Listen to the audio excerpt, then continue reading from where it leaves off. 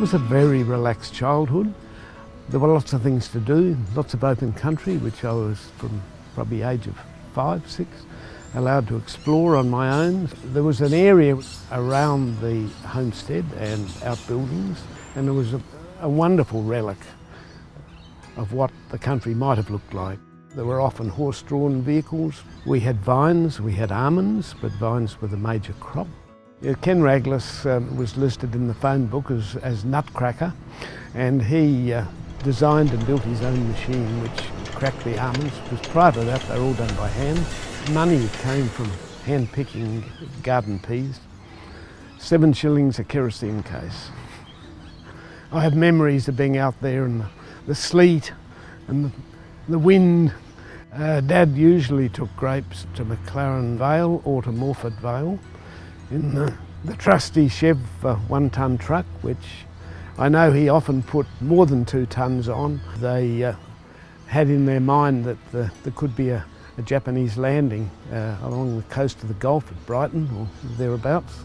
And our vineyard had lots of barbed wire entanglements in it and had lots of trenches dug, which I think were designed to have armaments put in them, but nothing ever happened.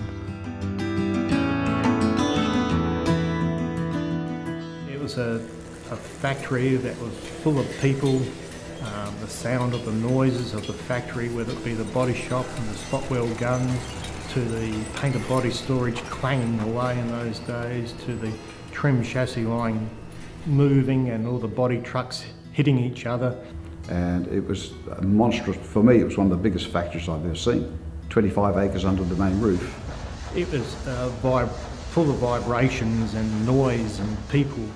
In my younger days, in their breaks, we would go out to the southern end of the plant. We would either get grapes when they were available, or we'd pick the almonds, and the same with the northern end of the plant. In front of those grapevines, there would be VE Valiants stored, ready for shipping. Chrysler's was really a real family thing. You would very easily find that there'd be parents, children, and their children, grandchildren, parents, and then all the cousins would be here, all the brothers, all the sisters, and there'd be a whole family of people working here. It had construction department, it had plant engineering department.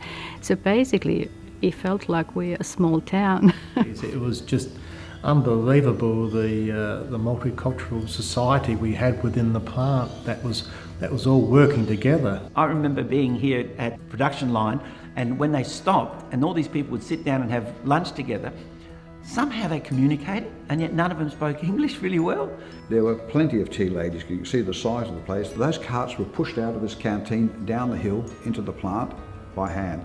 Later, they modernised that. They gave the tea ladies a more modern cart with a tow bar on it, and they had Yamaha quad bikes, which they would scoot around the plant, serving the tea as they went around.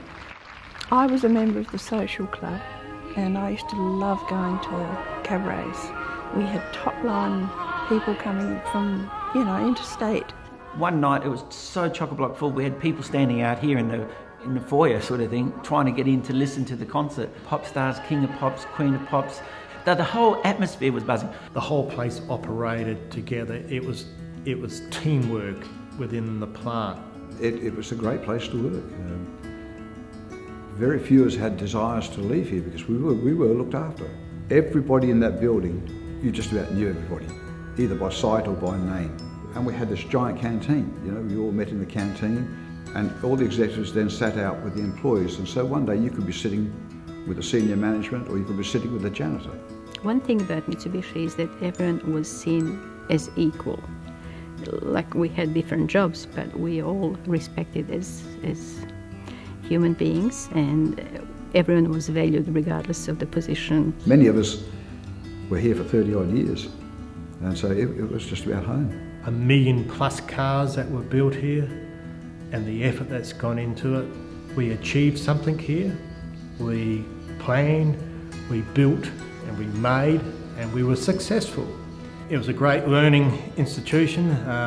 Chrysler apprentices were regarded as some of the best apprentices in Australia, along with General Motors Holden. We had the best training schools and development plans in the whole of Australia. I mean, I think that they were quite forward-thinking. I really, commend the managers of the day, because if, as an apprentice, you wanted to go on and do some extra studies, they would either pay for the course for you, but what they did do, they actually gave you time off. A lot of them wanted to learn. People who newly come to Australia and got a job here.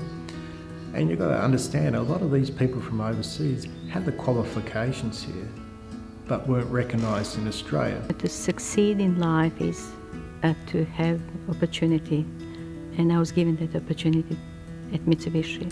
I think it's gone from one learning institution, now it's becoming another learning institution. To see it develop, and just for the Marion district, I think it's another lifeline into the area. I think it's part of South Australia's history, part of the motor history of Australia, very important part.